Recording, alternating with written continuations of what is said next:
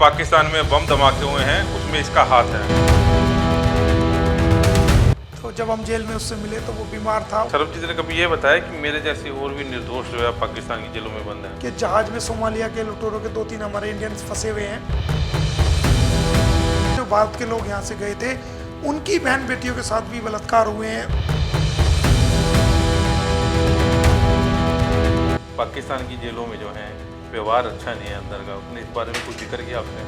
हिंदू और मुस्लिम दोनों कौमों को बड़ा नुकसान उठाना पड़ा है और ये नुकसान जो हुआ है, जो मैं समझता हूँ सिर्फ 2 राजनेताओं की वजह से हुआ है। तो इसकी डेथ कैसे हुई? जेल के कैदियों ने इस पर हमला किया था। मैं मुस्लिम समाज से हूँ, लेकिन बेटियों के साथ जो सरबजीत की जितनी भी धार्मिक लास्ट की प्रक्रियाएं हो सकती थी वो मैंने खुद खड़ा होकर के करवाई थी। एक लाहौर से बच्चा आ गया था अमृतसर के अंदर, तो उसके पेरेंट्स मुझे मिले तो मैंने वो बच्चे को वहाँ वापस करवाया था। कि पाकिस्तान में बड़ी भूखमरी है, वहाँ तो लोग मारकाट कर रहे हैं, महंगाई इतनी बढ़ गई है। आपने तो पाकिस्तान को देखा है, बड़े करीब से देखा है, ऐसा है कुछ?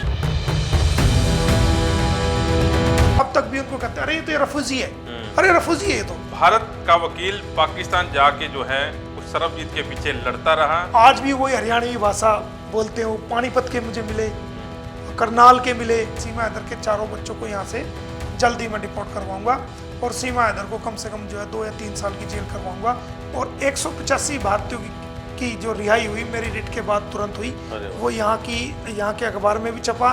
लाहौर में 2 बम ब्लास्ट हुए थे, शादरा में और एक जगह और, तो उसमें एक बच्चे की जान गई थी, एक और व्यक्ति की जान गई थी। अपने हाथ का बनाया कड़ा और एक पेन जो कि तारों से बना हुआ है, मोतियों से बना हुआ है, वो वहाँ पर जेल के अंदर काम करते वो मुझे दिया। समझौता ब्लास्ट 2007 में हुआ था। इसमें टोटल 68 लोग जो है एक्सपायर हुए थे। मैं भारत का पहला वकील ऐसा हूँ जिसने पाकिस्तान में जाकर के मुकदमा वहाँ पर फाइल किया। भारत का एक व्यक्ति पाकिस्तान पहुंच जाता है गलती से और मामला जो है इंटरनेशनल बन जाता है। उसे गिरफ्तार कर लिया जाता है और आरोप लगते हैं कि पाकिस्तान में बम धमाके हुए हैं, उसमें इसका हाथ है। मामला सुर्खियों में रहा और ये मामला जो है इंटरनेशनल बन गया। मामला जुड़ा है सरबजीत से। सरबजीत याद होगा आपको, सरबजीत वाला मामला जिसके ऊपर जो है फिल्म भी बनी है और ऐश्वर्या राय उसमें मेन भूमिका में भी रही हैं। बड़ी बात है कि आज जो स्पेशल हम पॉडकास्ट करने जा रहे हैं, उस पॉडकास्ट में हमारे साथ वो वकील जिनका नाम मोमिन मलिक है, इंटरनेशनल मुकदमे जो है लड़ते हैं। सरबजीत वाला मामला जो है उन्होंने उठाया और एक समय ऐसा था कि वो रात को सो भी नहीं पाते थे। किस लिए सो नहीं पाते थे? क्योंकि पूरा भारत का मीडिया, इंटरनेशनल मीडिया जो है इनके पीछे था। एक बाइट लेने के लिए जो है लोग इनके पीछे पीछे भागते थे, क्योंकि मामला जो है इंटरनेशनल था। भारत का वकील पाकिस्तान जाके जो है उस सरबजीत के पीछे लड़ता रहा और कई ऐसे मामले हैं जिसके बारे में हम लोग आपको बताएंगे, गुफ्तगू करेंगे, आज रूबरू करवाएंगे मोमिन मलिक से। आज हमारे स्टूडियो में हैं, स्पेशल गेस्ट हैं। मोमिन साहब, आपका स्वागत है। नमस्कार। ठीक हो सर, कैसे हो? बढ़िया, आप बताइए कैसे हैं कुलवंत जी? मैं देख रहा था कि एक वो टाइम था, हम लोग भी आपके पीछे माइक लेके भागते थे जब मैं नेशनल मीडिया में काम करते थे। तो उस समय तो आपको फुर्सत नहीं होती, इतनी माइक आइडिया आपके आगे पीछे लगी रहती थी। वो उस पहले शुरुआत ही यहीं से करते हैं कि वो मोमिन मलिक आज कहाँ हैं, आज गुमनामी की ज़िंदगी कैसे जी रहे हो? सर, सबसे पहले मैं वॉइस ऑफ पानीपत का दिल से धन्यवाद करता हूँ, आपके दर्शकों का भी, कि ये वॉइस ऑफ पानीपत जो आपका चैनल है, ये ना केवल मेरा फेवरेट है, बल्कि जो मेरे यार दोस्त हैं, मेरी फैमिली के लोग हैं, मेरे रिलेटिव तक हैं, हमारे साथी वकील हैं, और जो इसको बहुत ज़्यादा लोग पसंद करते हैं। और आपको मैं बधाई देता हूं कि इस वॉइस ऑफ पानीपत को आगे बढ़ाने में आपका कंट्रीब्यूशन रहा है। और ना केवल कंट्रीब्यूशन रहा है, मैं आपको लगभग 2003 से देखता आ रहा हूं कुलवंत जी।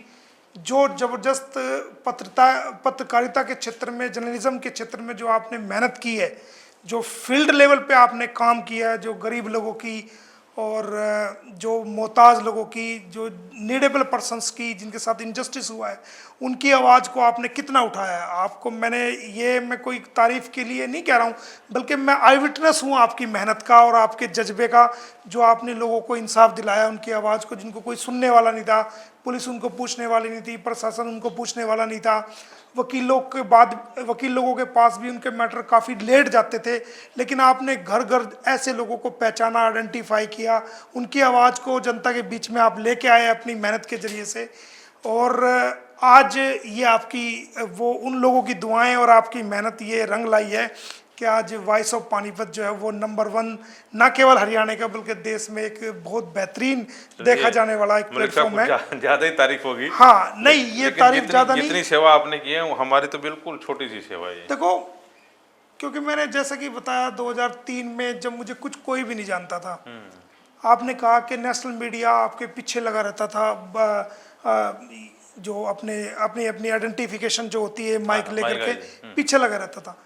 जब शुरुआत में मैं पानीपत में आया, सोनीपत का मैं बेस्ड हूँ और वहीं मेरा जन्म हुआ, वहीं मेरी शिक्षा हुई। वहाँ से मैं 2003 में यहाँ पर कोर्ट में वकालत सीखने के लिए आया था सीनियर वकीलों के पास, क्योंकि हम नए नए थे, नौजवान थे उस वक्त। तो मैंने उस वक्त से आपको देखा है, आपकी उसको देखा है, तो वो मैंने आपके बारे में बताया। तो उस वक्त हमें कोई जानता नहीं था, हम छोटा सा भी कोई ह्यूमन राइट्स का क्योंकि ह्यूमन राइट्स मेरा फील्ड है बचपन से ही, तो ह्यूमन राइट्स के हम छोटे छोटे काम करते थे, तो मुझे कोई जानता नहीं था। आप और कई पानीपत के ऐसे साथी वकील हैं जिन्होंने मुझे मोमिन से मोमिन मलिक बनाया और दुनिया को ये पहचान करवाई कि पानीपत में भी कोई ऐसा वकील है या कोई एक ऐसा व्यक्ति है जो ह्यूमन राइट्स के लिए काम करता है। और उसके काम जो सिर्फ एक छोटे से एरिया तक सीमित थे, वो आपने दुनिया के आगे लेके आए। और ये उसी का परिणाम है। पानीपत के तमाम जर्नलिस्ट को, विशेषकर आपको और तमाम साथियों को मैं धन्यवाद करना चाहूँगा इस पॉडकास्ट के माध्यम से, उन्होंने मेरी पहचान वर्ल्ड लेवल पे करवाई। चलिए, अभी मैंने एक इंट्रोडक्शन दी है, सरबजीत वाला मामला बताया है। सरबजीत वाले मामले में मोमिन मलिक ने जितनी मेहनत की है, पाकिस्तान तक वो कैसे पहुंचे, कोट लखपत जो जेल जिसमें सरबजीत बंद था, उनसे कितनी बारी मुलाकात की, और पाकिस्तान के लोग जो है इंडिया के बारे में क्या सोचते हैं, उसके बारे में चर्चा जरूर करेंगे। दूसरी बड़ी बात, दूसरा मामला अटारी कांड जो है अपने यहाँ हुआ था, पानीपत में हुआ था, उनको आईडी यानी कि उनकी आइडेंटिफिकेशन, कौन थे वो लोग, वो आइडेंटिफिकेशन जानने के लिए, उन्हें मुआवजा देने के लिए एक लंबी लड़ाई जो है अभी तक जो है मोमिन मलिक लड़ रहे हैं। तीसरा एक मामला और बता दूं, गीता जो बिहार की रहने वाली थी, वो गलती से पाकिस्तान की जेल में चली गई थी, उसको वहाँ से वापस लेकर आए। और ऐसे कई जो हैं मामले जो हैं मोमिन मलिक ने सुलझाए हैं। इसी पर चर्चा करने के लिए जो आज मोमिन मलिक जो है हमारे साथ हैं, इन्हीं से चर्चा करते हैं। सर, शुरुआत मैं, क्वेश्चन मेरा आ गया था लेकिन दोबारा रिपीट कर लेता हूं कि मोमिन मलिक आजकल गुमनामी की ज़िंदगी जी रहे हैं या अभी भी कोई बड़े तगड़े पंगे में लगे हुए हैं? नहीं, ऐसा कुछ नहीं है, गुमनामी का वाली कोई बात नहीं है। एक वक्त होता है और एक उम्र का भी तकाजा होता है। तो क्योंकि अब उम्र लगभग 50 साल के करीब हो गई है, तो जो जवानी में इंसान काम करता है उसमें और 50 साल तक आने में तो एक थोड़ा सा एज फैक्टर का भी फ़र्क होता है। जो भागदौड़ आदमी जवानी में कर सकता है, तो एज के फैक्टर के साथ साथ शायद वो थोड़ी धीमी हो जाती है। दूसरी बात, सीनियरिटी लेवल भी उसमें बढ़ जाता है, सोचने का जरिया, और उसको सीनियरिटी लेवल पे आपके मैच्योर, आप धीरे धीरे जैसे वक्त बढ़ता है तो आप मैच्योर होते जाते हैं। तो एक वो वक्त था, वो मौके थे। तो एक सरबजीत वाला जो मैटर आपने बताया, ये मैटर था, इसमें 2011 में ये जून की, मेरे ख्याल से ये जून 2011 की ये बात है, जब दलबीर कौर पाकिस्तान में अपने भाई सरबजीत से मिलने के लिए गई। तो इसको वहाँ पर लाहौर में सिख समाज के जो 5वें आदरणीय गुरुजी हुए हैं, गुरु अर्जुन देव जी हुए हैं, उनका वहाँ पर जो स्थान है, वहाँ पर उनका जन्म स्थान है और उनका वहाँ पर गुरुद्वारा है बहुत बड़ा। तो वहाँ पर मैं और दलबीर कौर वहीं पे रुके हुए थे।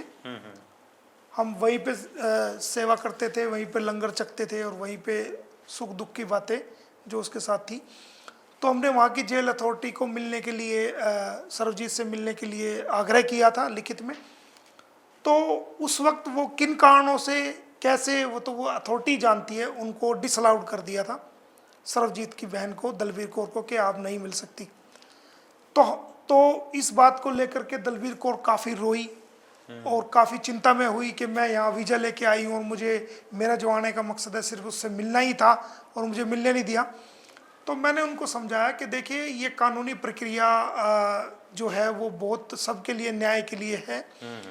अगर आपको पाकिस्तान की गवर्नमेंट ने आपको वीज़ा दिया है तो आपके यहाँ कोई रिश्तेदारी तो है नहीं। आपका जो आने का मकसद है सिर्फ अपने भाई से मिलना है, और वही मकसद अगर पूरा ना हो या अथॉरिटी अलाउड ना करे तो हम उसको कोर्ट में लेके जाएंगे। तो वहाँ के जो एडवोकेट थे मिस्टर ओवैस शेख जो इस मैटर को देख रहे थे, भारत की तरफ से मैं देख रहा था और वहाँ की तरफ से वो देख रहे थे, भारत की तरफ से जो दलबीर कौर के साथ जो मैं देख रहा था। तो हमने डिस्कस किया, लीगल डिस्कशन किया। तो फिर वहाँ की हम बार में गए, वहाँ जाने के बाद वहाँ के जो रूल्स रेगुलेशंस हैं, जेल प्रिजन मैनुअल एक्ट है, वो सारा मैंने उठाया और फिर बाद में हमने डिस्कस करके निष्कर्ष यही निकाला कि इसको हम ऑनरेबल हाई कोर्ट में जो लाहौर हाई कोर्ट है वहाँ पर चैलेंज करेंगे। तो हमने हाई कोर्ट में दलबीर कौर के नाम से एक पिटीशन फाइल करवाई। उसके अंदर ओवैस शेख जो वहीं के लाहौर के एडवोकेट थे और मैं दोनों हम थे वहाँ पर, और असिस्ट मैंने किया क्योंकि वो वहाँ के लोकल वकील थे तो उनके सिग्नेचर जो अथॉरिटी थी वही थे, लेकिन पूरा मैंने साथ में असिस्ट किया दलबीर कौर के साथ। तो हमने वहाँ से पिटीशन फाइल की और पिटीशन फाइल करने के बाद सरकार को तलब किया गया। सरकार को तलब करने के बाद हमें ऑनरेबल कोर्ट ने 2 बार मिलना अलाउड किया, सर्वजीत से 2 बार मिलना अलाउड किया। तो हम 2 बार लगभग जो है कोर्ट लगभग जेल में 2 बार उससे मिले। तो उस वक्त वो बीमार था, तो जब हम जेल में उससे मिले तो वो बीमार था। उसने एक अपने हाथ का बनाया हुआ कड़ा और एक पेन जो कि तारों से बना हुआ है, मोतियों से बना हुआ है, वो वहाँ पर जेल के अंदर काम करते वो मुझे दिया और वो मेरे पास आज तक भी है, वो मैं आपको दिखाऊंगा। तो उसके बाद वो बीमार था वहाँ पर, तो उसने कुछ लोकल देसी दवाइयों के बारे में कहा कि ये देसी दवाइयाँ चाहिए, तो वो लिख के दिया। तो मैं खुद वहाँ की जो पंसारी होते हैं जो ये देसी दवाइयाँ रखते हैं वहाँ से लेके आया दवाइयाँ। और जेल सुप्रिटेंडेंट को भी, क्योंकि दलबीर कौर के पास उस वक्त इतने पैसे नहीं थे, तो जेल सुप्रिटेंडेंट साहब को भी हमने 30,000 के लगभग उसको वहाँ पैसे जमा कराए कि भाई इसको जो ज़रूरत की चीज़ें हैं वो ले सकता है। दवाई वगैरह भी दी, कपड़े जो यहाँ से लेके गए थे वो भी दिए, वो सारी चीज़ उनको दी और 2 बार उनसे मुलाकात हमने वहाँ पर करी। जब आपकी मुलाकात हुई सरबजीत से, तो उसने बताया कि कैसे मैं यहाँ पर पहुँचा और जेल में, क्योंकि ये बताया जाता है कि पाकिस्तान की जेलों में जो है व्यवहार अच्छा नहीं है अंदर का। उसने इस बारे में कुछ जिक्र किया आपसे? देखिए उस वक्त में जब जेल अथॉरिटी ने मुलाकात करवाई तो हमारी तलाशी लेने के बाद हमें जेल के अंदर लिया गया, और जो कि यहाँ भी लेते हैं वहाँ भी लेते हैं। जेल का एक तरीका है, उनका एक सिक्योरिटी का जो रीज़न है। तो मैं और ओवैस शेख हम तो बैठे हुए थे, जो भी बात हुई दलबीर कौर से हुई। दलबीर कौर ने अपनी फैमिली के बारे में बताया, अपने बच्चों के बारे में, और उन्होंने उसके बारे में पूछा कि भाई तू ठीक है, कैसे क्या है। वहाँ के अधिकारी वहाँ पर मौजूद थे उस वक्त में, वहाँ के जेल के सुप्रिटेंडेंट के सामने बातचीत हो रही थी क्योंकि मैटर इंटरनेशनल था। और एक और उनके पुलिस के अधिकारी थे, शायद उनके इंटेलिजेंस एजेंसीज के लोग होंगे शायद। तो 2 अधिकारियों के सामने जो है उस मुलाकात हुई थी और उसने बताया था। लेकिन इस बारे में उसने, ये तो पहले ही दलबीर कौर को पता था कि वो कैसे गया है, क्यों गया है, और वो गलती से एंट्री करके गया था वहाँ पर। लेकिन उस वक्त में जो बातचीत हुई वो सिर्फ परिवार के बारे में बातचीत हुई और उसकी बेटियों के बारे में बातचीत हुई, उसकी बीवी के बारे में बातचीत हुई, गांव के लोगों के बारे में पूछा और अपने बारे में उसने बताया कि कैसी दिनचर्या उसकी चलती है जेल में, क्या काम करता है वो। तो उसने वो कड़ा बनाने का काम वहाँ पर लिया हुआ था, पेन बनाने का काम लिया हुआ था, जिसको जेल के अंदर कुर्सियाँ वगैरह भी बनती हैं। तो वो हाथ का कारीगर बहुत अच्छा बन गया था वहाँ पर। तो जो ट्रायल चल रहा था उस समय?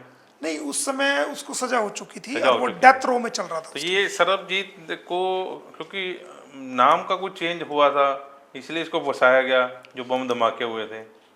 ये लाहौर में 2 बम ब्लास्ट हुए थे, शादरा में और एक जगह और। तो उसमें एक बच्चे की जान गई थी, एक और व्यक्ति की जान गई थी। 2 ब्लास्ट वहाँ पर हुए थे, जो मैंने उनकी FIR वगैरह जो लीगल डॉक्यूमेंट्स है वो देखे हैं। तो उन्होंने इसको उनका उनके जो डॉक्यूमेंट्स में जो 173 की जो रिपोर्ट है, जो चालान चार्जशीट है, उसके अंदर उन्होंने आइडेंटिफाई किया था कि ये वो आदमी था। अब मुझे नहीं पता वो आइडेंटिफाई किया गया था, करवाया गया था, या वो था या नहीं था, उस इशू में मैं नहीं जाना चाहूँगा, क्योंकि वो लीगल एक प्रोसीडिंग थी, एक तरीका था। क्या हालात रहे होंगे, कैसे रहा होगा, तो वो तो वहीं का प्रशासन जानता है या वो पहचानने वाले जानते हैं। लेकिन उसके ऊपर जो एलिगेशंस थे वो ये थे कि भाई ये वो व्यक्ति है जिसने वहाँ पर ये इस प्रकार के धमाके किए हैं। और इसका डिस्क्लोज स्टेटमेंट भी उन्होंने लिखा था, जो कि चार्जशीट में होता है डिस्क्लोज स्टेटमेंट। डिस्क्लोज स्टेटमेंट अपना आप लिखा था या इसने लिखवाया था, क्या हालात थे नहीं थे, ये तो वो अधिकारी जानता है या वो ये सर्वजी जानता था, क्योंकि हम लोग तो वहाँ पर मौजूद नहीं थे। हमने तो सिर्फ जो लिखा हुआ चार्जशीट के अंदर जो चीज़ लिखी हुई थी उसके बारे में मैं आपको बता रहा हूँ, जो चीज़ लिखी हुई थी उसके अंदर।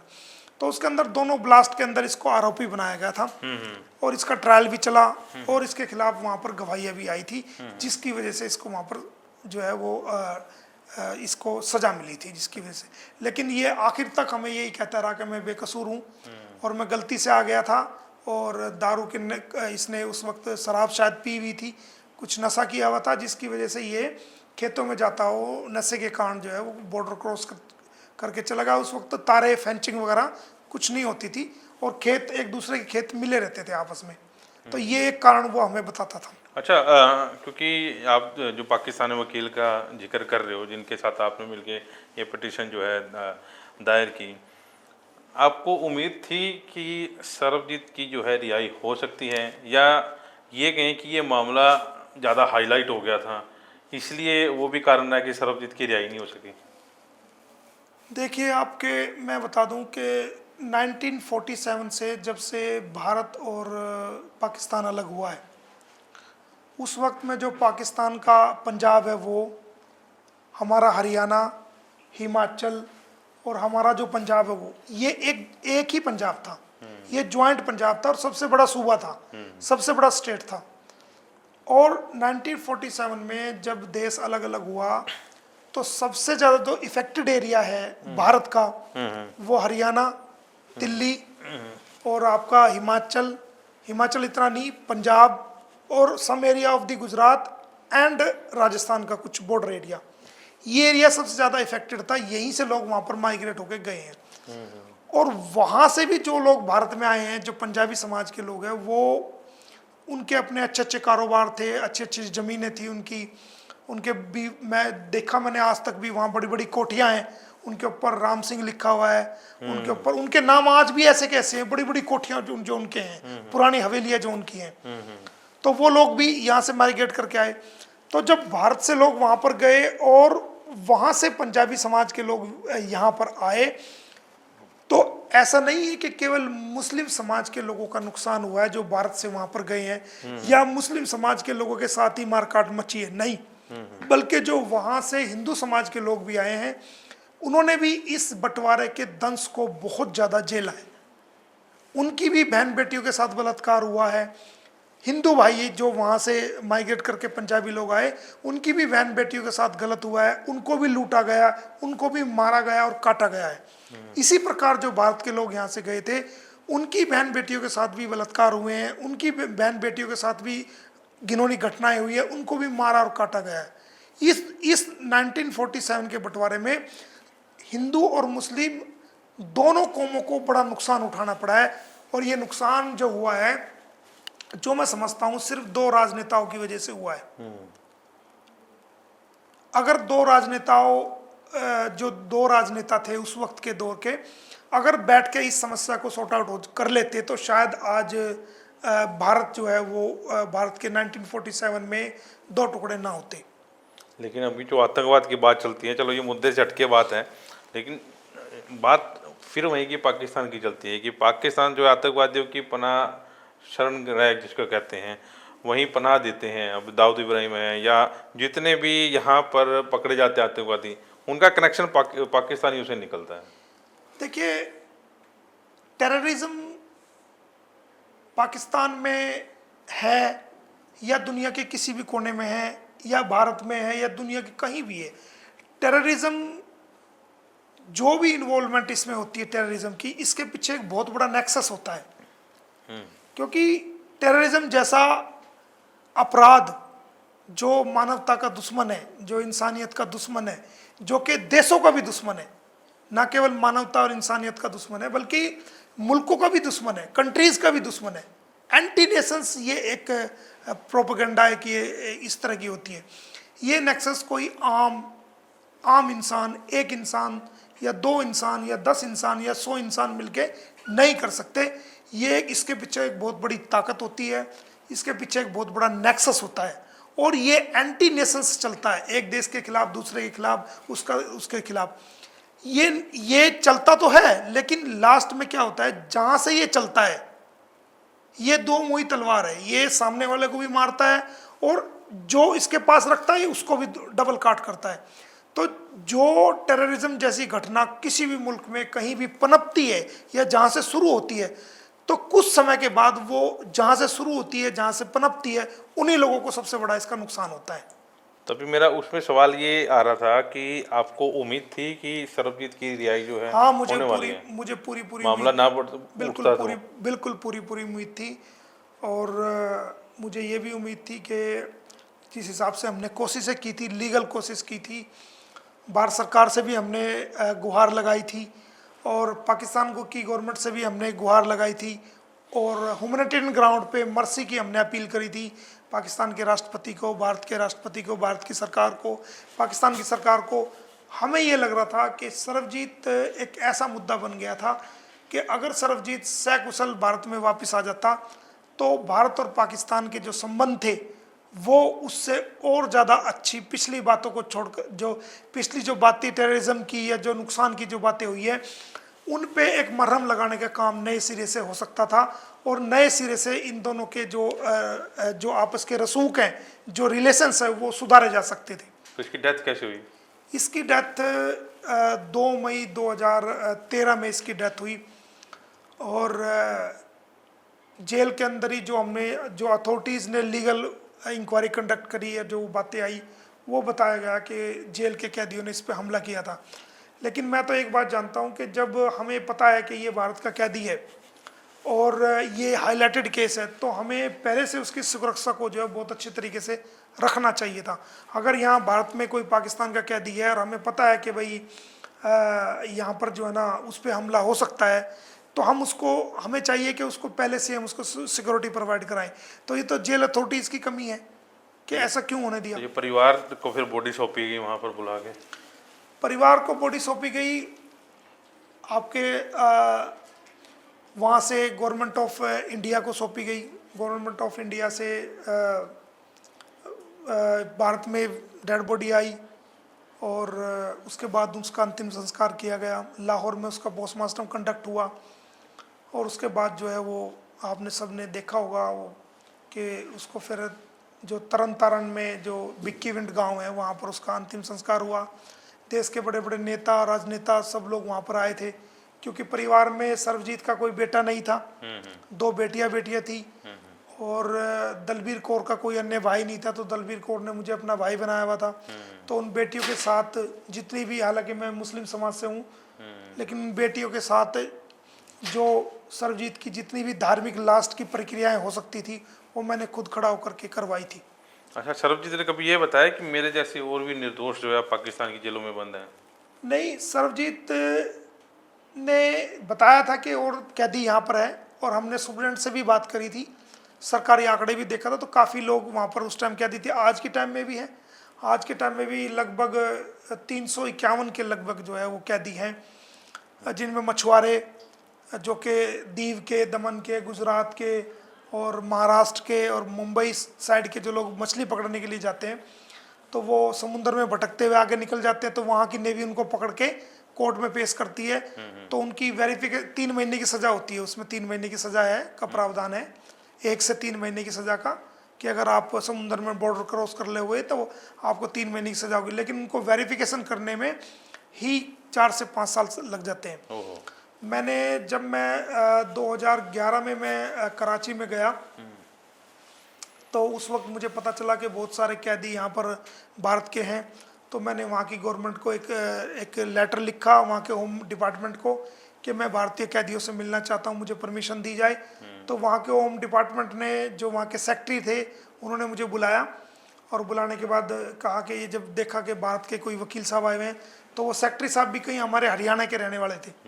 उनका जो परिवार था वो हरियाणा से माइग्रेट होके गया था। उन्होंने बुलाया, बुलाने के बाद मुझे चाय वगैरह पिलवाई और मेरे से पूछा कि आप जेलों का मुआयना क्यों करना चाहते हैं। तो मैंने उनको बताया कि मैं ह्यूमन राइट एक्टिविस्ट हूँ और मैं ह्यूमन राइट्स के लिए काम करता हूँ। जो आपके पाकिस्तान के लोग जो भारत की जेलों में बंद हैं, चाहे वो वीजा एक्सपायर वाले हैं जो गलती से आ गए हैं, जो बड़ी घटनाओं में शामिल, जो आतंकवादी जैसी घटनाओं में शामिल नहीं है, जो नॉर्मल रूप से पकड़े गए हैं, चाहे वो वीजा एक्सपायर हो गया तब पकड़ा गया है, गलती से बॉर्डर क्रॉस कर दिया तब पकड़ा गया है, या कोई फिशरमैन जो है वो गलती से भारत की सीमा में आ गए और भारत की सेना की नेवी ने उनको पकड़ के जेल में डाल दिया, या कोई ऐसा हाईलाइट बच्चे, कई बार बच्चे आ जाते हैं। एक लाहौर से बच्चा आ गया था अमृतसर के अंदर, तो उसके पेरेंट्स मुझे मिले, तो मैंने वो बच्चे को वहाँ वापस करवाया था एक अमृतसर से वकील की हेल्प की वजह से, क्योंकि मैं रोज़ तो अमृतसर नहीं जा सकता था।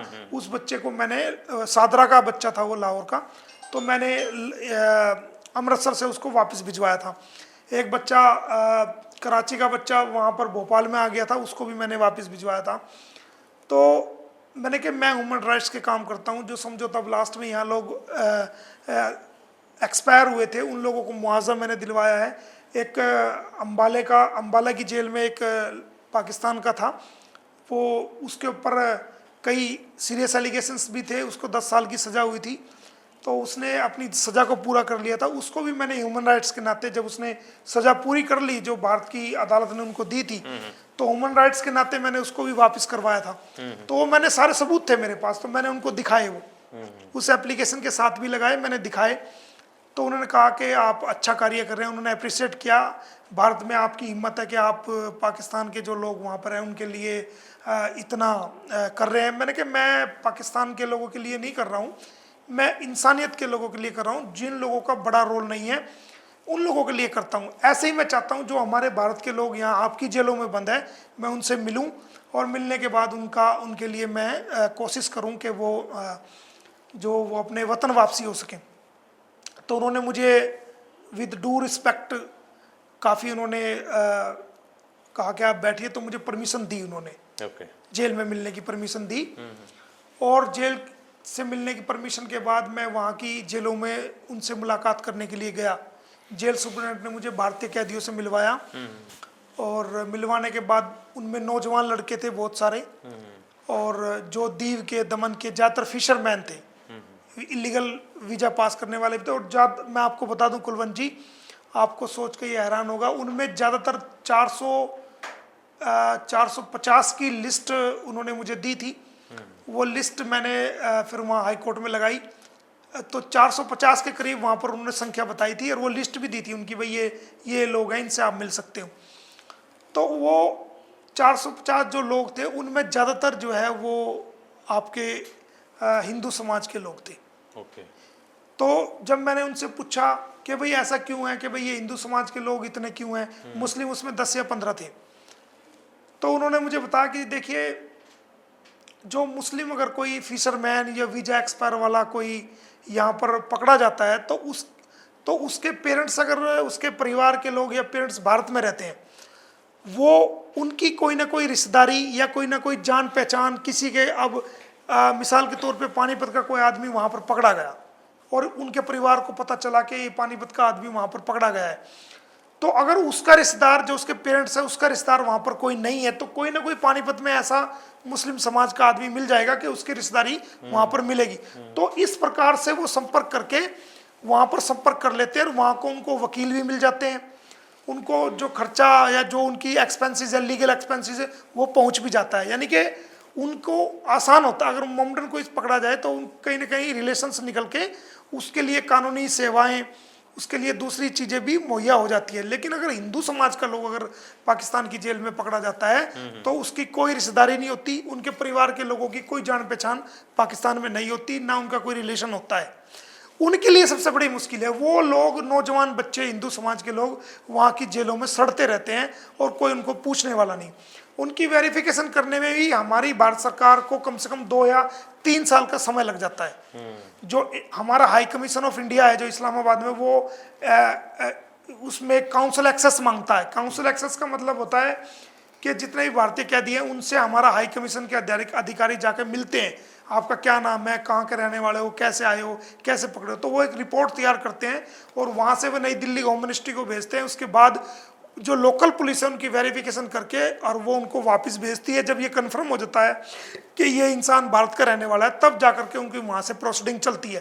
फिर इतना ही समय वहाँ की गवर्नमेंट को भी लग जाता है। तो एक इंसान अगर पकड़ा गया वहाँ पर, वो 5-6 साल तो उसकी सिर्फ वेरिफिकेशन में निकल जाते हैं। तो जब मुझे पता चला कि इनकी सबकी सजा तो पूरी हो चुकी है और ये अभी कोई इनके जाने का कोई रास्ता है नहीं, तो फिर मैंने वहाँ के वकीलों से बात की। बात करने के बाद मैंने एक रिट फाइल की कराची हाई कोर्ट में। मोमिन मलिक बनाम पाकिस्तान सरकार, और वहाँ आईजी जेल को भी पार्टी बनाया, वहाँ की गवर्नमेंट को भी पार्टी बनाया, और वहाँ मैंने रिट फाइल की। और रिट फाइल करने के बाद उनसे जवाब तलब किया गया और 185 भारतीयों की जो रिहाई हुई मेरी रिट के बाद तुरंत हुई। वो यहाँ के अखबार में भी छपा, ट्रिब्यून में भी छपा और तमाम अखबारों में छपा। 185 लोगों की तुरंत रिहाई वहाँ से हुई और भारत सरकार ने भी इसको सीरियस लिया। हमारे हाई कमीशन ऑफ इंडिया ने भी इसमें कोशिश की और मैंने धन्यवाद किया पाकिस्तान गवर्नमेंट का कि आपने हमारे भारतीय कैदियों को छोड़ा। मैंने धन्यवाद किया अपनी भारत सरकार का भी कि आपने भी अच्छे स्टेप इसमें लिए, क्योंकि कोर्ट के ऑर्डर्स भी अगर हो जाते हैं तो उसमें इम्प्लीमेंट करने में तो सरकार का ही रोल होता है। तो ये एक अच्छी शुरुआत थी।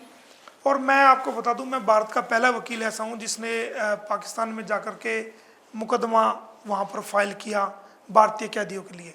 अच्छा, अपने इंडिया के जो कानून हैं या पाकिस्तान के जो कानून हैं सिमिलर हैं या कुछ उनमें फ़र्क है? नहीं, बिल्कुल सिमिलर कानून है।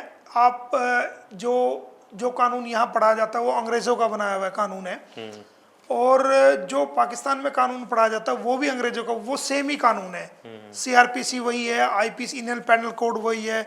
यहाँ पर इंडियन पेनल कोड है, वहाँ पर आई की जगह पी लगा देते हैं, Pakistan penal code. CrPC same है, सीपीसी सेम है, एविडेंस एक्ट भी सेम है। और जो यहाँ पर मोमडन लॉ है वो वहाँ पर जो यहाँ स्पेशल लॉ है, मोमडन लॉ है, वो मोमडन लॉ का उनका अलग से ही कानून है। जो यहाँ सिर्फ मुसलमानों पर लागू होता है वो चीज़ वहाँ पर सब पे लागू होती है, क्योंकि वो मुस्लिम सराउंड कंट्री है। अच्छा, जाहिर तौर पर वहाँ आप लोगों से मिलते भी होंगे, जब आप गए हैं, वकीलों से भी मिले होंगे। जैसे आजकल इंडिया में अभी कुछ दिन पहले भी एक मामला चल रहा है कि रिफ्यूजी शब्द हैं, पंजाबी है, पाकिस्तान से आए हैं, फलाने ढिमकाने, कुछ ऐसे शब्द जो यहाँ से माइग्रेट होके गए हैं उनके साथ भी ये शब्द यूज होता है। कुलवंत जी, ये आपने बहुत ही अच्छा क्वेश्चन किया है और इस पे डिबेट और इस पे डिस्कशन होना बड़ा ज़रूरी है। देखिए, जो भारत में जो लोग पाकिस्तान से आए, पंजाबी समाज के लोग, उन्होंने, आपने देखा होगा, उन्होंने ज़मीन उनकी बहुत फर्टाइल थी, उपजाऊ ज़मीन थी। किसी के 10 किले थे तो उसको यहाँ पूरे 10 किले नहीं मिले, उसको 2 किले मिले या 3 किले मिले। और उन्होंने, पंजाबी समाज के लोगों ने उनका बहुत कुछ लुटा है। वो अपने भरे हुए घर छोड़ के आए हैं, बदले में ज़मीनें बाद में क्लेम आई तो उनको ज़मीनें मिली है। उन्होंने देखा होगा, उन्होंने रेडिया लगाई है, उन्होंने यहाँ तक के महिलाओं ने सरवाइव करने के लिए बर्तन तक साफ लोगों के घरों में किए हैं, झाड़ू पोछा तक किया है, रेडिया लगाई है, रेडिया लगा के मेहनतें की हैं। वो कौम चाहती तो यहाँ के आकर के यहाँ पर लूट मार कर सकती थी, लेकिन पंजाबी कौम ने भारत में आके लूट मार नहीं करी, किसी का हक नहीं मारा, किसी का जो है ना कोई गलत कार्य नहीं किया। उन्होंने अपनी मेहनत पे विश्वास किया और उन्होंने इतनी ज़बरदस्त मेहनत की कि उन्होंने अपने आप को भी संवारा। और जो गांव में पंजाबी लोग बसे हुए थे, जो उनके रिश्तेदार थे, मिसाल के तौर पे एक पंजाबी समाज का आदमी पानीपत में रह रहा है, उसके 10 रिश्तेदार गांव में, तो उसने शहर में रहते हुए उसको वहां पर मदद की है और उसको गांव से निकाल के शहर में लेके आए हैं, उनके रोजगार करवाए हैं, चाहे रेडी लगाई हो, दुकान की हो, उन्होंने मेहनत की है और अपने बच्चों को पढ़ाया है। जब उनके बच्चों ने देखा है कि हमारे पेरेंट्स सब कुछ लुटा पिटा के आए हैं और यहाँ मेहनत कर रहे हैं, वो बच्चे भी मेहनत से पढ़े हैं और बच्चे भी आने वाले समय में इंजीनियर बने हैं, डॉक्टर बने हैं, डीसी बने हैं, एसपी बने हैं, अच्छे अच्छे ओहदे पे पहुंचे हैं, रोजगार में निकले हैं, हर फील्ड में वो बच्चे निकले हैं। और उन्होंने मेहनत को समझ के, उन्होंने, ऐसा नहीं है कि बच्चे आवारा निकल गए, नो, उन्होंने मेहनत करी है। तो उनके बच्चों ने पंजाबी समाज को आज इस लेवल पे लेके आ रहे हैं कि आज पंजाबी समाज बिजनेस में सबसे आगे है, आज पंजाबी समाज पढ़ाई लिखाई में सबसे आगे है, आज पंजाबी समाज किसी भी माहौल में आप देख लीजिए, किसी भी लाइन में देख लीजिए, सबसे ज़्यादा डंका पंजाबी समाज का बज रहा है। और ये किसी का लूट के छीन के नहीं बना, ईमानदारी और मेहनत के बल पे बना है। तो ये खामियाजा उनको वहाँ भुगतना पड़ रहा है। हाँ, ये मैं बता रहा हूँ कि इतनी मेहनत करने के बाद भी कुछ टाइम तक, अब तक भी उनको कहते हैं अरे ये तो ये रफूजी है, अरे रफूजी है ये तो। उनको सब समझते हैं कि सेकेंडरी, भारत के जो सेकेंडरी नेशनल है, सेकेंडरी नेशनल नहीं है, ये तो बराबर के नेशनल है।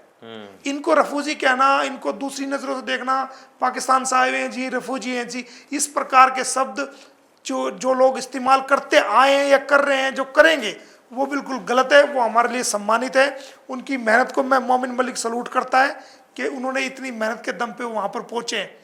इसी प्रकार जो यहाँ से पाकिस्तान में जो लोग गए हैं मुसलमान, उन्होंने भी जिस प्रकार इन्होंने मेहनत करी, उसी प्रकार उन्होंने वहाँ विस्थापित होने की कोशिश करी है।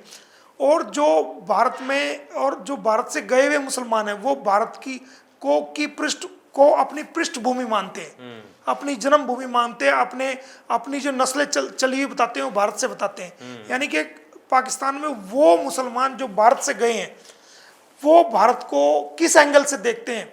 भारत को वो बहुत अच्छे एंगल से देखते हैं, जो भारत से गए हुए माइग्रेटेड लोग हैं, और भारत को अपनी पृष्ठभूमि समझते हैं आज भी। और यही कारण है कि वो वीजा लेकर के भारत में आते हैं, अपने रिश्तेदारों से मिलने के लिए आते हैं, यहाँ पर शादियाँ भी करते हैं, और यहाँ पर भी करते हैं। ये जो भारत की लड़कियाँ हैं, वो वहाँ पर भी शादियाँ उनकी होती है। तो उनको वहाँ पर रफूजी का, उनको भी जो मुहाजिर कहा जाता है, मुहाजिर। तो जिस प्रकार हमने पंजाबियों को रफूजी समझा, सेकंड दर्जे का समझा, ऐसी उनके साथ भी ये बिहेव वहाँ पर हुआ। ये मुस्लिम समाज के लोगों, मुस्लिम समाज के लोगों के साथ भी वहाँ जो यहाँ से इंडिया से जो गए, उन्होंने भी दंश झेला।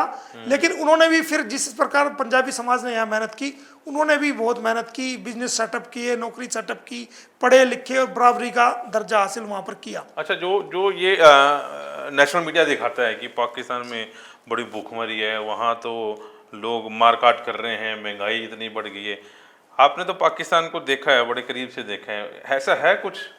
देखिए, मेरी विजिट के दौरान मैं 2010 से कंटिन्यूस पाकिस्तान गया हूँ, और मेरी विजिट जब वहाँ पर होती है तो उसका एक शेड्यूल्ड टाइम होता है, क्योंकि मुझे कभी भी जो चीज़ मैंने एनालिसिस की है, वो बड़ी बारीकी से एनालिसिस की है। मेरा जो समय होता है वहाँ पर, मैं जैसे वहाँ पहुँचता हूँ तो सबसे ज़्यादा मैं अपना जो समय बिताता हूँ वो कोर्ट के अंदर बिताता हूँ। तो 10 बजे मैं वहाँ पर तैयार होकर के कोर्ट पहुँच जाता था, वहाँ के वकीलों से मुलाकात करता, वहाँ के जुडिशल सिस्टम को देखता कि यहाँ का जुडिशल सिस्टम क्या है, वहाँ की लाइब्रेरी में मैं जाता, उनकी किताबों को मैं पढ़ता, उनके कानून को मैं पढ़ता। क्योंकि अगर भारत के लोगों को जो वहाँ पर हैं, या विदेश के जो लोग हैं जो वहाँ पर हैं, जिनके लिए हमने ह्यूमन राइट्स के काम करने हैं, तो हमने उनके लॉ को भी पढ़ना पड़ेगा, उनके कानून को भी समझना पड़ेगा, तभी हम उसकी कानून की लड़ाई लड़ सकते हैं एक ह्यूमन राइट्स के नाते। तो मेरा ज़्यादातर जो समय बीतता था वो लाइब्रेरी के अंदर, कोर्ट रूम के अंदर मैं देखता था। वहाँ के जजेस ने भी, एक जो सेशन जज है उनको पता चला, एक वकील साहब ने बता दिया जी वकील साहब हरियाणा से हैं और ये यहाँ पर ह्यूमन राइट्स के काम करते हैं, आते रहते हैं। तो जज साहब ने मुझे बुलवाया अपने चैम्बर में, और वो सहयोग से वो हमारे हरियाणा के थे, वो कहीं उनके पेरेंट्स जो है हिसार साइड के थे। तो उन्होंने बताया जी मेरा हिसार में हासी में फला फला गांव था, ये था वो था, उनके बुजुर्गों ने बताया। तो उन्होंने चाय पिलवाई और नाश्ता और पता नहीं क्या क्या करवाया सेशन जज ने। तो अपने गांव के बारे में पूछे जी ये गांव है ये, तो हमें तो पता है सारे गाँव का हरियाणा के, हमने बताया और उनको समझाया भी कि जी ऐसी बात है। कह रहा जी मैं एक बार विजिट किया हूँ, और मैं एक बार विजिट में गया था वहाँ पर हरिद्वार में, हरिद्वार में एक वो है एक धार्मिक स्थल है, वहाँ पर मुस्लिम धार्मिक स्थल है, तो वहाँ पर वो गए हैं। कह रहे मैं एक बार गया हूँ, और उसके वहाँ से जाने के बाद, उस स्थान से होने के बाद मैं जज लग गया था। तो वो एडीजे जज लग गए थे वहाँ पर। काफ़ी। रोहतक के वकील मुझे मिले जो रोहतक के रहने वाले थे, ओके। तो उन्होंने आज भी वही हरियाणवी भाषा बोलते हैं। वो पानीपत के मुझे मिले, करनाल के मिले, और वो बताया जी हमारे घर वाले यहाँ के थे। और सबसे बड़ी बार है वहाँ की, कराची की जो बार है, काफ़ी वहाँ पर मेरे ख्याल से 15,000 से भी ज़्यादा और कितने वकील वहाँ पर हैं जो। तो वो रोहतक वालों को पता चला जब हरियाणा से आया हुआ है कोई वकील, तो जो हरियाणवी भाषा में मैं वो बात कर रहे थे शायद मैं भी नहीं कर पा रहा था। ओके। कि जो उनकी वही खड़ी बोली आज तक भी। मैंने कहा यार तुम ये ऐसे मेंटेन कब कैसे तुमने भाषा को किया हुआ है? कह रहे जी हमारे जो पेरेंट्स हैं, जिस कुछ के जिंदा हैं कुछ के नहीं हैं, वो ऐसी खड़ी भाषा में बात करते हैं। घर में ही यूज होता है। हाँ बिल्कुल। तो उन लोगों से ये डिस्कशन हुई। डिस्कस होने के बाद फिर मैंने वहाँ के माहौल के बारे में डिस्कशन किया। तो जो मैंने जो आप बता रहे हैं जी भुखमरी वाला ये वाला, तो मैंने कंपेरिजन करना शुरू किया कि यहाँ का कौन सा इलाका हमारे भारत के कौन से इलाके से मिलता जुलता है। तो आप अगर पंजाब में चले जाओ वहाँ के, तो आप पश्चिमी उत्तर प्रदेश में चले जाओ, बिल्कुल सेम माहौल मिलेगा आपको। ओके। जो पश्चिमी उत्तर प्रदेश में खेती का है, उपजाऊ जमीन है, वही जमीन वहाँ पर पंजाब में उपजाऊ जमीन है। आप अगर लाहौर में आपको जाना है तो आप पुरानी दिल्ली चले जाओ। पुरानी दिल्ली का जो माहौल है सेम लाहौर का माहौल है। अगर आपको इस्लामाबाद जाना है तो आप चंडीगढ़ चले जाओ, सेम जो चंडीगढ़ है वो सेम ही जी इस्लामाबाद है, बिल्कुल ऐसी इसी प्रकार का है। और उसके अलावा फैसलाबाद है। फैसलाबाद का भी आप जैसे कि फैसलाबाद पुराना लायलपुर होता था, ये लायलपुर। और भगत सिंह जी भी यहीं के थे, उनके लायलपुर में ही बंगा गांव है एक, मैं गया हूँ वहाँ पर। और भगत सिंह जी की जहाँ पर वो पैदा हुए थे वहाँ पर भी हुआ हूँ, उनके घर का पानी भी लेके आया था मैं। गुरु नानक देव जी जो जहाँ पर जन्म स्थान है वहाँ का भी मैं पानी लेके आया था। और अपने सिख समाज के लोगों को मैंने वो वितरित किया था कि तुम जा पाओगे नहीं जा पाओगे, लेकिन ये मैं पवित्र पानी जो उनके घर का पानी है वो लेके आया था। तो वो बातें थी। रही भुखमरी की बात, तो देखो ये 10 दिन की 15 दिन की विजिट में या 1 महीने की विजिट में एनालिसिस आप नहीं कर सकते, क्योंकि जब तक आप ग्राउंड फील्ड पे जाके नहीं पता कर पाओगे कि इकोनॉमी क्या है क्या नहीं है, तब जज नहीं कर पाओगे। लेकिन ऐसा भुखमरी जैसा सिस्टम तो मुझे कहीं देखने को नहीं मिला कि भाई कहीं भुखमरी जैसा अच्छा, सिस्टम। ये अपन सरबजीत वाले मामले में बातचीत की। दूसरा बड़ा मुद्दा है सीमा हैदर का। आप लोगों को पता होगा पाकिस्तान की एक महिला 4 बच्चों को लेकर जो है, अपने बच्चों को लेकर, 4 थे, कितने थे, 4 शायद 4 थे, उसको लेकर नेपाल के रास्ते जो है इंडिया में आ गई और यहाँ पर आके बस गई। उसका केस जो है वो भी जो है लड़ रहे हैं, उनके जो हस्बैंड हैं सीमा हैदर के, उनके वकील हैं आप जी, वहाँ से जो है केस लड़ रहे हैं। अब उस केस में क्या चल रहा है? देखिए मैं आपको बता दूं कि ये 2023 में से पहले भी एक बार ये जो इन्वेस्टिगेशन का जो पार्ट है जो मैंने पढ़ा है, FIR भी देखी है, एक बार पहले भी ये नेपाल आई है। और नेपाल में ये रह करके ये जो लड़का सचिन है ये उससे मिलने के लिए गया, और इसके साथ ये भारत भी आई है। लेकिन इस चीज़ को ये मानती नहीं है, ये भारत भी आई है पहले और फिर दोबारा ये चली गई है, ये रास्ता देख के रेकी करके गई है बाकायदा। और उसके बाद चली गई दोबारा, फिर ये लेके आई, इसको समझाया गया। किसने समझाया है उस चीज़ का? हमारी भारतीय सरकार को, पुलिस डिपार्टमेंट को, हमारी इंटेलिजेंस को पता करना चाहिए कि किसने इसको ये समझाया कि तू अगर इसको सचिन के साथ ही ये कहती है कि मेरा प्यार है या कुछ भी है, अगर इसको प्यार था तो उसी वक्त इसके साथ रहना था। बच्चे जब भी छोड़ के आई थी, लेकिन ये दोबारा जाती है और फिर बच्चों को लेके आती है। यहाँ पर शक पैदा होता है कि किसने इसको समझाया कि आप बच्चे लेके आओ तब आप सुरक्षित रहोगी, बच्चों की आड़ में आप सुरक्षित रहोगी, किसने समझाया इसको? अगर इससे प्यार था और प्यार के लिए सब कुछ छोड़ रही थी, तो जब ये बच्चों को छोड़ के ऑलरेडी आ चुकी थी और सचिन से मिल चुकी थी, तो तभी इसके साथ आ जाती। लेकिन ये दोबारा क्यों गई और बच्चों को क्यों लेके आई? इसका मतलब कुछ तो दाल में काला है। ये 4/7/2023 को फरीदाबाद बल्लभगढ़ से पकड़ी गई बच्चों के साथ। 3 दिन ये जेल में रही। रघुपुरा की पुलिस फरीदाबाद आती है और वहां से अरेस्ट करके ले जाती है और बाद में FIR दर्ज करती है। तो ये मैटर फरीदाबाद का बनना था, लेकिन इन्होंने गलती से वहां का बनाया। वो हम कानूनी लड़ाई लड़ रहे हैं, हम ये कह रहे हैं कि ये मामला फरीदाबाद का है, ये यूपी का नहीं है, और इसको फिर अगले दिन FIR करते हैं। अगले दिन क्यों किया एफआईआर?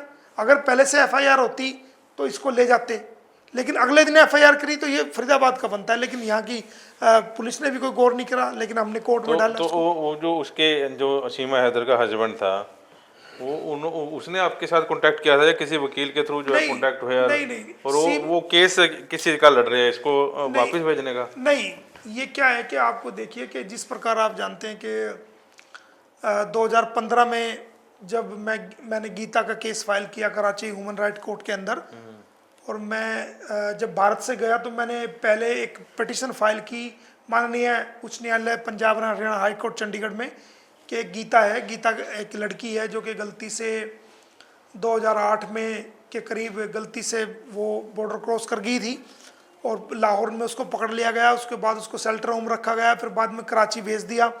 तो मुझे 2010 में इसका पता चल गया था जब मैं पहली बार 2010 में कराची में गया, तो कि भाई एक गूंगी बहरी लड़की है, ऐसे ऐसे हमारे मित्र हैं जो कैबिनेट मंत्री हैं के रहे हैं पाकिस्तान के और सीनियर एडवोकेट हैं, ह्यूमन राइट्स के लीगल एडवाइज़र, ह्यूमन राइट्स के यूएनए का एडवाइज़र भी हैं वो अंसार बरनी साहब, फेमस एक एडवोकेट हैं और बुज़ुर्ग हो गए अब तो, काफ़ी एज हो गई उनकी। तो वो और हम मिलके इस पे काम कर रहे थे, तो पता चला कि भाई ये गीता एक यहाँ पर है। तो जब वो भारत में आए और अमृतसर में उनको छोड़ने के लिए गया वापसी में, तो उसने हमारे हरियाणा का एक नेवी का एक नौजवान भी छुड़वाया था सोमालिया के लुटेरों से, तो उनका हुड्डा सरकार ने यहाँ पर स्वागत किया था। तो वो आए थे अपनी फैमिली के साथ। तो जब हम उनको छोड़ने के लिए वापसी गए हम अमृतसर में, तो वहाँ पर हमने एक प्रेस कॉन्फ्रेंस करी थी। उस प्रेस कॉन्फ्रेंस में हमने 1 लाख रुपए की मैंने घोषणा करी थी कि भाई जो गीता के परिवार को बताएगा कि किसकी बेटी है और जो गलती से पाकिस्तान चली गई है, मैं उसको 1 लाख रुपए दूंगा। वो अखबार आज तक हमारे पास रखा है। तो हम प्रयास कर रहे थे उसके माँ बाप को पता चल जाए, तो ये स्टोरी हमने नेट पे भी डाली हुई थी, सब जगह डाली हुई थी। तो जब गीता को 2015 में मैं यहाँ से रिट डालने के बाद मैं वहाँ पहुँचा और मैं साड़ियाँ लेके गया था, गिफ्ट लेके गया था, राखी लेके गया था कि मैं गीता से मिलूंगा, तो मुझे गीता से मिलने नहीं दिया। तो फिर मैंने वहाँ की ह्यूमन राइट कोर्ट में एक केस फाइल किया था और फिर कोर्ट ने गीता को बुलवाया, मेरे को वहाँ पर मिलवाया गीता से, और फिर कोर्ट ने ये ऑर्डर दिए थे कि भाई इसको भारत में भेजा जाए मेरी पिटीशन के ऊपर। वो पिटीशन पे गीता 2015 में भारत में आई थी और भारत सरकार में उस वक्त मंत्री थी सुषमा स्वराज जी, उन्होंने भी अपने लेवल से प्रयास किए थे। तो कोशिश की है हमने कि किसी तरह ये सीमा हैदर अपना मामला चल रहा था, सीमा, हाँ, तो उस मैटर में मैं बहुत ज़्यादा वहाँ पर जो मीडिया ने उसको हाईलाइट किया था। और जब ये गीता वाला मैटर चल रहा था तो वहाँ पर पूरी दुनिया की मीडिया की ओबी वैन वहाँ पर लगी हुई थी, सारा पूरे वर्ल्ड का मीडिया ने उसको फोकस किया था। तो पूरे वर्ल्ड के लोग ही ज़्यादातर मुझे जानते हैं, इंटरनेशनल एडवोकेट की केस ही जानते हैं मेरे ह्यूमन राइट्स का काम हो गया। वैसे सरबजीत केस हो गया, गीता हो गया, समझौता ब्लास्ट हो गया जो लोगों के लिए किया है, तो फेमस था। तो जो अंसार बरनी साहब है, अंसार बरनी साहब के पास ये गुलाम हैदर पहुंचा, इन्होंने वहाँ पर उनसे रिक्वेस्ट की कि जी भारत में मेरे बच्चे चले गए हैं ऐसे गलती से, या जैसे मर्जी सीमा लेके चली गई, तो मुझे भारत में एक वकील की ज़रूरत है और आप जो है मेरी मदद करो कानूनी रूप से। तो अंसार बरनी साहब का फ़ोन मुझे आया कि भाई ऐसे ऐसे मामला हुआ है। पता तो मुझे था यहाँ की मीडिया में चल रहा था, लेकिन मैंने जब तक कोई अप्रोच ना करे तो मैंने इसमें अच्छा नहीं समझा। तो कहा जी ये हम आप केस है, आप इसको हम रिक्वेस्ट कर रहे हैं कि आप इसकी मदद कर दो।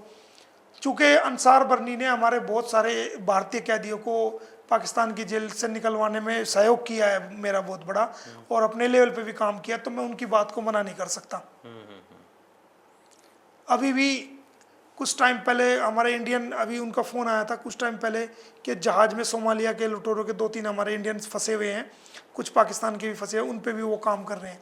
तो ऐसा ह्यूमन राइट्स के जिसने हमारे भारतीय लोगों को वहाँ से निकलवा के भिजवाया हो, तो ऐसे ह्यूमन राइट्स आदमी की मैंने मना नहीं कर सका और मैंने एक्सेप्ट किया। उसके बाद मैंने पानीपत में केस फाइल किया और फरीदाबाद में केस फाइल किया, रबूपुरा कोर्ट में मैंने जो जेवर कोर्ट है वहाँ पर केस फाइल किया और फरीदाबाद कोर्ट में फाइल किया। और इस केस सीमा हैदर के 4 बच्चों को यहाँ से जल्दी मैं डिपोर्ट करवाऊंगा और सीमा हैदर को कम से कम जो है 2 या 3 साल की जेल करवाऊंगा, क्योंकि इसने बहुत ही गलत कार्य किया है। अच्छा, क्योंकि लंबा होता जा रहा है, मैं मोमिन मलिक साहब के बारे में और बातें बता दूं। जितने भी ये केस लड़ रहे हैं फ्री ऑफ कॉस्ट जो हैं लड़ रहे हैं, गीतावाड़ा मामला हुआ, निर्भया कांड सोनीपत में हुआ, वहाँ के दोषियों को फांसी की सज़ा सुनाई। पानीपत में याद होगा कि आसन में एक डेरे के ऊपर जो है लूट की गई, रेप किए गए, उसके जो है मामले वो चल रहे हैं। और अभी एक समझौता ब्लास्ट मामले में लास्ट सवाल करूंगा, उसके बाद जो है बातचीत जो है ख़त्म करेंगे। समझौता मामले में क्या चल रहा है जी? अभी तक कितना मुआवजा दिला चुके हो आप? समझौता में टोटल समझौता ब्लास्ट 2007 में हुआ था। इसमें टोटल 68 लोग जो है एक्सपायर हुए थे। 49 की मौके पे पहचान हो पाई थी, 19 लोगों की आज तक मौके पे पहचान नहीं हो पाई। इसमें भारतीय लोग भी थे और ज़्यादातर पाकिस्तान के लोग थे। तो उन 19 लोगों में 4 लोगों की पहचान डीएनए टेस्ट द्वारा बाद में हुई है। 15 लोग आज तक भी जो अपनी पहचान के इंतजार में महराणा कब्रिस्तान में दफन है, उनके केस चल रहे हुए हैं। माननीय अदालत ने एनआईए को, रेलवे को नोटिस जारी किया हुआ है और वो जल्दी आकर के अपनी गवाही देंगे। तो इसमें लगभग एक काफ़ी 30 से 35 लोगों को मैंने मुआवजा दिया है। और इसमें अभी और भी जिन लोगों को नहीं मिला है उनके कोर्ट में केस चल रहे हैं। सवाल ये है कि इंटरनेशनल मुकदमे आपने लड़े, लोगों को इंसाफ दिलवाया, कई बच्चों को मिलवाया, यहाँ तो एक केस हो जाए तो सीधा जो है राज्यसभा की सीट खोल जाती है। तो कहीं मेरे को लगता है कि मोमिन मलिक, आप जिस समाज से आते हैं, ये ठप्पा तो नहीं कहीं आपको वहाँ जाने से रोक रहा? देखिए, सही बताना। देखिए, मैं जितना काम आपकी मैं थैंक करना चाहूँगा स्पेशल के ये क्वेश्चन मेरे को आज तक मुझे लगभग 25 से 30 साल हो गए ह्यूमन राइट्स के काम करते हुए। और जो काम मैंने किया है शायद ही कोई कर पाए जो मैंने अपनी जान हथेली पे लेकर के लोगों के लिए किया, कर रहा हूँ और जब तक जीऊँगा करता रहूँगा। ये क्वेश्चन मैंने आज तक किसी भी पत्रकार के मुंह से नहीं सुना। पत्रकार महोदय जितने भी हैं, जो वक्त पे जैसा जैसा वक्त आया, जो टॉपिक आया उस पर सबने बात की। लेकिन पहले आप पत्रकार हैं, मैं हाथ जोड़ के आपको धन्यवाद करना चाहूँगा कि आपने दुखती रग पे मेरा हाथ रखा है। देखिए, ये तो हमारी भारत सरकार को देखना चाहिए और जो अब से पहले सरकारें हुई हैं उनको देखना चाहिए था कि अगर कोई एक व्यक्ति भी किसी की जान बचा देता है तो उसको तुरंत प्रभाव से राष्ट्रपति मेडल दे देते हैं। मैंने अपनी लाइफ में कम से कम 25 से 30 लोगों की जान बचाई है और वो सारे सबूत मेरे पास मौजूद है। मैंने देश के लिए काम किया है, कर रहा हूँ और मरते दम तक देश के लिए काम करूँगा। मैंने अपने मुस्लिम समाज के अंदर, क्योंकि मैं मुस्लिम समाज से आता हूँ, मुस्लिम समाज के अंदर मैंने नौजवानों को, बुजुर्गों को, महिलाओं को अपने देश के प्रति वफादार रहने, अपने देश के प्रति निष्ठावान रहने, अपने देश के प्रति कार्य करने के लिए, अपने देश की उन्नति और तरक्की के लिए मैंने हमेशा प्रोत्साहित किया है। हमेशा एजुकेशन की तरफ जाति, रंग, रूप, भेद, इन सब बातों से बाहर निकालने की कोशिश की है। तो ये तो सरकारों को चाहिए था और मैं इस मामले में आज खुद अपनी दावेदारी आपके माध्यम से पेश कर रहा हूँ कि अगर हरियाणा से किसी मुस्लिम समाज के व्यक्ति का अगर कहीं राज्यसभा में नंबर आएगा तो मैं ऐसी अपनी सरकार से, माननीय मनोहर लाल खट्टर जी से, आदरणीय सीएम सैनी साहब से और हमारे पूरी दुनिया के जो चहेते नेता हैं माननीय मोदी जी से, अमित शाह जी से, जो पूरे देश की रीढ़ की हड्डी है और चला रहे हैं, उनसे यही उम्मीद करूंगा कि अगर आप माइनॉरिटी समाज से, मुस्लिम समाज से किसी व्यक्ति का अगर कहीं राज्यसभा में नंबर आएगा तो भारत में सबसे पहली दावेदारी, हरियाणा में सबसे पहली, भारत में नहीं हरियाणा में सबसे पहली दावेदारी मेरी बनती है। क्योंकि माइनॉरिटी कमीशन ऑफ इंडिया की इस वक्त भी पोस्ट खाली है और आज तक हरियाणा से ना तो कोई मुसलमान राज्यसभा में भेजा गया है और ना ही कोई इसमें माइनॉरिटी का कोई मेंबर आज तक लगा है। वक्फ बोर्ड में भी एडमिनिस्ट्रेटर 7, 8, 9 साल से लगा हुआ है और वो मेवात, जितनी भी सरकार ने चीज़ें दी हैं आज तक सारी मेवात को दी है। हमारे पानीपत को, हमारे हरियाणा के दूसरे हिस्से को कोई चीज़ आज तक ना राज्यसभा की सीट मिली है, ना माइनॉरिटी कमीशन की सीट मिली है, ना चेयरमैन वक्फ बोर्ड की सीट मिली है। तो हमारी तरफ भी ध्यान दिया जाए, ये मैं रिक्वेस्ट करना चाहूँगा। बिल्कुल ध्यान दिया जाए, क्योंकि बड़ी बात जो मैंने खुद एनालिसिस की है कि मुसलमानों से ज़्यादा इन्होंने हिंदुओं के, पंजाबियों के केस जो हैं ज़्यादा लड़े हैं और आगे भी लड़ रहे हैं, इंटरनेशनल मामले जो है लड़ रहे हैं और कई लोगों की जो है इन्होंने मदद की है। कई ऐसे मामले हैं जिस पर अभी हमने जो है बातचीत खुल के की भी नहीं है, वो मामले भी अभी सामने जो है आने बाकी हैं। लेकिन बड़ी बात है कि अगर जो दावेदारी ये ठोक रहे हैं तो सरकारें जो देख रही हैं इस पॉडकास्ट को तो विचार जरूर करें, क्योंकि ऐसे व्यक्ति को जरूर आगे लाना चाहिए जो समाज के लिए अच्छा काम कर रहा है, हरियाणा के लिए अच्छा काम कर रहा है, देश के लिए अच्छा काम कर रहा है और अपने देश का प्रतिनिधित्व जो है पाकिस्तान जाकर कर रहा है और पाकिस्तान में भी जो है इंडिया का झंडा जो है बुलंद कर रहा है। आप जरूर इस पॉडकास्ट को शेयर जरूर करें और अपने कमेंट जो हमें कमेंट बॉक्स में जरूर लिखें। मलिक साहब, धन्यवाद आपका बहुत बहुत। मैं आपका, आपके चैनल का धन्यवाद करना चाहूँगा, आपके दर्शकों का भी, कि अगर आपको सच्चाई, ईमानदारी और मेहनत देखनी है तो आप वॉइस ऑफ पानीपत हमेशा देखते रहें और इसको आगे बढ़ाते रहें। बहुत बहुत शुक्रिया, धन्यवाद।